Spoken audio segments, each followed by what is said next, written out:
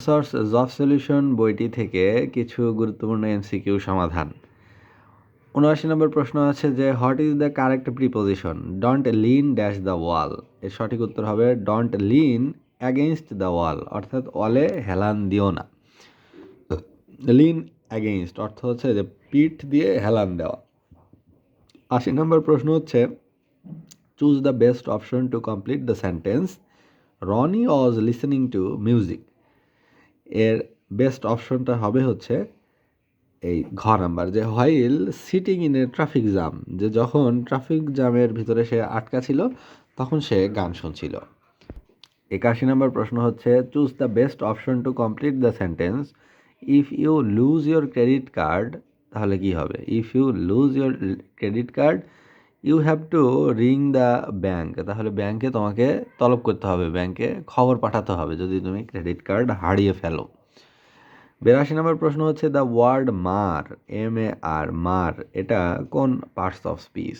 এটা সঠিক হবে হলো ভার্ব, কারণ মার শব্দের অর্থ হচ্ছে নষ্ট করা, কোনো কিছু নষ্ট করা, চুরমার করা, ভাঙ্গা, ক্ষতি করা, বিকৃত করা, সেটা হলো মার, MAR। এই মারটা হচ্ছে ভার্ব। ৯২ নম্বর প্রশ্ন হচ্ছে সমবাহু ত্রিভুজের প্রত্যেকটি কোণের মান কত? সমবাহু মানে এই যে এরকম বাহু, অর্থাৎ তিনটা বাহুই সমান, এটা তিনটাই সমান। এর প্রত্যেকটা কোণের মান কত? আমরা জানি ত্রিভুজের তিন কোণের সমষ্টি 180 ডিগ্রি। এখন 3 দিয়ে ভাগ দিলেই হলো, 3 দিয়ে 180 ভাগ দিলে 60 ডিগ্রি, 3 6 18 আর এই 0, তাহলে 60 ডিগ্রি। তাহলে সমবাহু ত্রিভুজের প্রত্যেকটি কোণের মান হচ্ছে 60 ডিগ্রি। ৯৩ নম্বর প্রশ্ন হচ্ছে রাতের আকাশে তারাগুলো মিটমিট করার কারণ কি? কারণ হচ্ছে আলোর প্রতিসরণ। ৯৪ নম্বর প্রশ্ন হচ্ছে কোনো শব্দ শোনার পর কত সময় পর্যন্ত এর রেশ আমাদের মস্তিষ্কে থাকে? এর রেশ আমাদের মস্তিষ্কে থাকে হচ্ছে গ নাম্বার 0.1 সেকেন্ড, অর্থাৎ 1/10 সেকেন্ড বা 0.1 সেকেন্ড। এটা এই টাইম পর্যন্ত আমাদের মস্তিষ্কে এটার একটা রেশ থাকে। ৯৫ নম্বর প্রশ্ন হচ্ছে পানিতে ডুব দিয়ে কেউ হাততালি দিলে সেই তালির শব্দ জোরে শুনতে পাবে। এটা সঠিক উত্তর হবে ৯৫ ক, ডুবন্ত অবস্থায় থাকা ব্যক্তি, অর্থাৎ যে মানুষ ডুবে আছে সে ওই শব্দটা তাড়াতাড়ি শুনবে, কারণ হচ্ছে ওর মাধ্যমটা একই।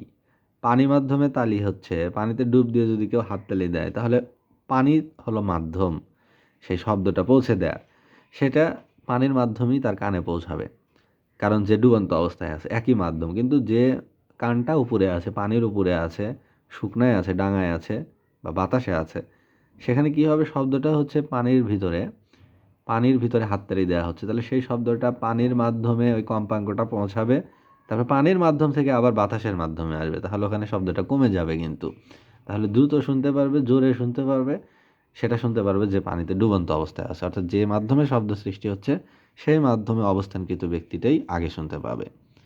৯৬ নম্বর প্রশ্ন হচ্ছে বাড়ির বর্তনীতে সার্কিট ব্রেকার ব্যবহার করা হয় কেন? সঠিক উত্তর হবে ৯৬ গ, অতিমাত্রায় বিদ্যুৎ প্রবাহজনিত দুর্ঘটনা রোধ করার জন্য সার্কিট ব্রেকার ব্যবহার করা হয়। অর্থাৎ কোথাও দুর্ঘটনা ঘটলে, বৈদ্যুতিক সংযোগের কোনো দুর্ঘটনা দেখা দিলে আপনি সার্কিট ব্রেক হয়ে যাবে, অর্থাৎ বিদ্যুৎ সংযোগ ওই বাড়িতে বিচ্ছিন্ন হয়ে যাবে। এটাই হলো বাড়ির বর্তনীতে বা সার্কিটে সার্কিট ব্রেকার এই প্রযুক্তি ব্যবহার করার কারণ।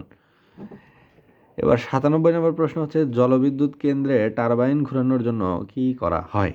টারবাইন ঘোরানোর জন্য আসলে এই যে পানির গতি শক্তিকে কাজে লাগানো হয়, অর্থাৎ টারবাইন যেটা ঘোরে সেটা ঘোরে হচ্ছে পানির যে গতিশক্তি আছে, কাইনেটিক ফোর্স আছে, সেটাকে আসলে ইউজ করার জন্য, কাজে লাগানোর জন্য। ৯৮ নম্বর প্রশ্ন হচ্ছে ডায়াস্টল বলতে বোঝায় কি? ডায়াস্টল বলতে বোঝায় হচ্ছে ৯৮ খ হৃৎপিণ্ডের প্রসারণ, অর্থাৎ হৃৎপিণ্ডের সিস্টল অবস্থা মানে হলো সংকোচন অবস্থা, আর ডায়াস্টল অবস্থা মানে হলো প্রসারণ অবস্থা। ৯৯ নম্বর প্রশ্ন হচ্ছে বায়ুমণ্ডলের দ্বিতীয় স্তরটির নাম কি? বায়ুমণ্ডলের দ্বিতীয় স্তরের নাম হচ্ছে স্ট্রাটোস্ফিয়ার। স্ট্রাটোস্ফিয়ার হচ্ছে বায়ুমণ্ডলের দ্বিতীয় স্তরের নাম, অর্থাৎ ট্রপোস্ফিয়ার প্রথমে, তারপর ২ নাম্বার হলো, এটা হলো সেকেন্ড, এটা হলো স্ট্র্যাটোস্ফিয়ার। আর ট্রপোস্ফিয়ার এটা হলো ফার্স্ট, অর্থাৎ বায়ুমণ্ডলের প্রথম স্তরের নাম। ঠিক আমাদের কাছাকাছি যে স্তরটি সেটাই হলো ট্রপোস্ফিয়ার, তারপরে হলো স্ট্র্যাটোস্ফিয়ার। 100 নম্বর প্রশ্ন হচ্ছে নিচের কোনটি প্রোগ্রামিংয়ের উচ্চতর ভাষা? কোনটি প্রোগ্রামিং ল্যাঙ্গুয়েজ? সঠিক উত্তর হবে সি প্লাস প্লাস। এই সি প্লাস প্লাস এটা হলো কম্পিউটারের একটি ভাষা। কি ভাষা এটা? প্রোগ্রামিং ভাষা, প্রোগ্রামিং ল্যাঙ্গুয়েজ।